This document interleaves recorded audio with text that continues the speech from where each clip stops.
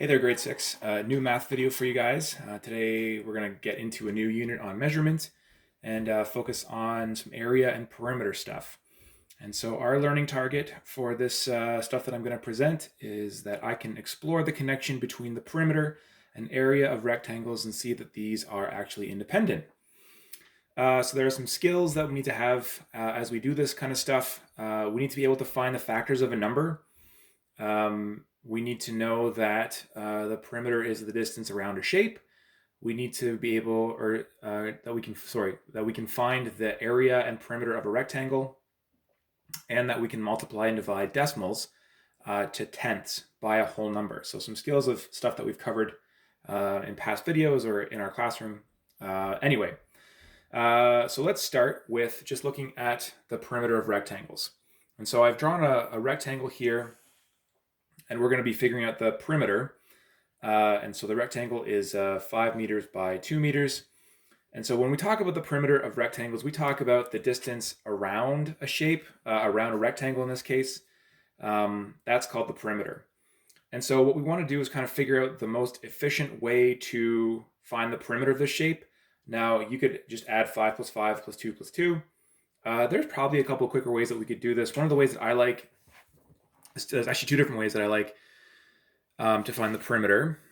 What we do is, since we know that this is a shape where, you know, this side and this side are equal, and then this side and this side are equal, we could basically multiply both those sides by 2. So we would have 2 meters times 2, and then add that to 5 meters times 2. So we're basically doubling each side. And so that's going to give us 4 meters plus 10 meters. And that's going to give us a perimeter of 14 meters. Not overly difficult. If you start working on stuff with decimals, etc., maybe it gets a bit trickier. The other thing that we could talk about or try is we can actually add these two sides up and then double that sum. So what we could also say is we're going to take 2 and multiply it by the sum of 2 meters and 5 meters. And so that's going to give us 2 times 7 meters, and still giving us a perimeter of 14 meters. So I'm kind of partial to this method at the bottom, where you just add up the two side lengths and multiply that, like get the total first and then do the multiplication, but it's up to you. Whatever you're most comfortable with. You can add up all four numbers if you'd like to. Okay, so the next thing that we're going to be doing is looking at perimeter and area of shapes.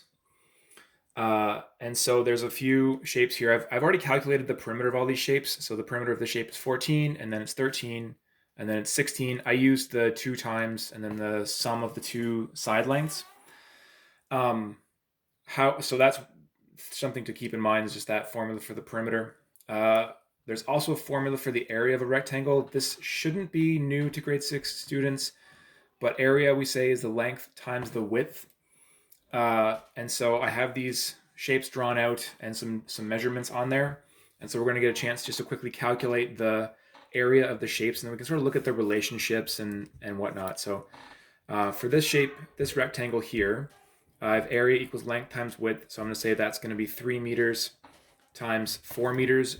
You will usually see me include the units in my calculations. 3 times 4 is 12. And then meters times meters is meters squared. Area gets calculated in whatever units squared. So here we would have, again, length times width. So it'd be 2.5 meters times 4 meters. And then 4 times 2.5 is going to give us 10, again, meters squared. And then lastly here we have this one. It's going to be 6 meters times 2 meters, and that's going to give us 12, and then meters times meters is meters squared. And so just want to point out one thing. Notice that we've got two different sized rectangles, but they have the same area. You may also notice that this shape has the same perimeter of our previous shape, also 14 meters. So it is possible to have different sized rectangles that have either similar perimeters or similar areas, or the same. At this point, what I'd like you to do is, if you want, you can pause the video and work on number 1 on page 100 in your workbooks, and then unpause it and we'll keep going with the video.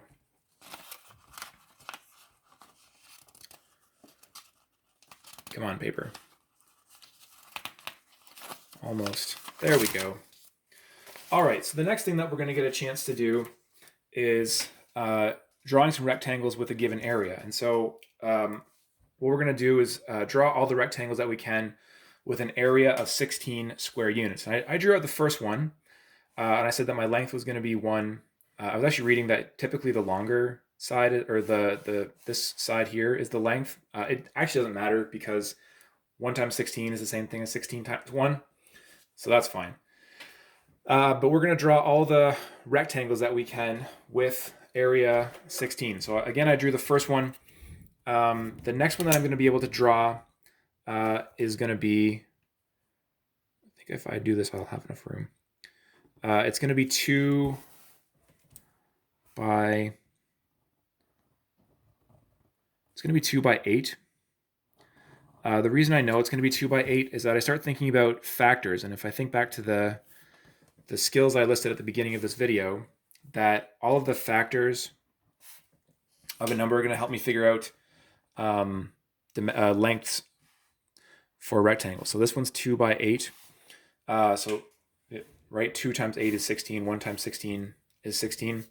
The last one that I can draw, and you may have guessed this already, is one. It's going to be 4 by 4. And so that's also going to have an area of 16.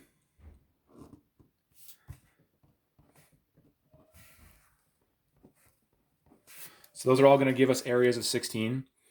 Notice they're very different in size. They do all have the same area. What we can also do now is get a chance to quickly calculate the perimeter of the shapes. So this would be 1 plus 16, which is 17 times 2, which is going to give us a perimeter of 34. This is going to give us 8 plus 2 is 10 times 2 is 20. And then this one's going to give us 4 plus 4 is 8 times 2 is 16. So again, 3 rectangles with the same area, all with very drastically different perimeters. So just notice that again, the perimeter of a shape and the area of a shape, that those are independent numbers of themselves. There's not a huge relationship between those. You can at this point pause the video and work on number 2 and 3 in the workbook. That's on page 101, and then pick it up after that. All right, and then the last thing that we're going to be looking at is finding rectangles with the same perimeter. So if I'm given a perimeter value of, let's say 12 units, then I can find all of the perimeters, or all of the rectangles with that perimeter. And I know from previous that I can create a formula or a little math question here to figure out the perimeter. So my numbers in here basically have to add up to 6, because 2 times 6 is always going to be 12.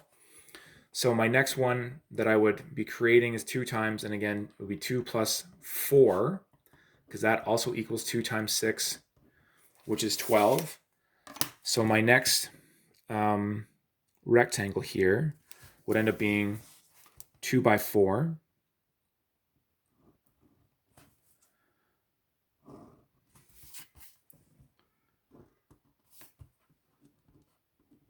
And again, I can calculate the area of this rectangle as well. And again, area, I use the formula. It's, again, length times width, which is going to be 2 times 4. 4 times 2, doesn't matter which way. And that's going to give me an area of 8 units squared. The last one that I can draw out is, again, going to be 3 plus 3, because that's still going to give me 2 times 6, and which is going to give me a perimeter of 12. And so if I draw out a square, that is going to be 3 by 3.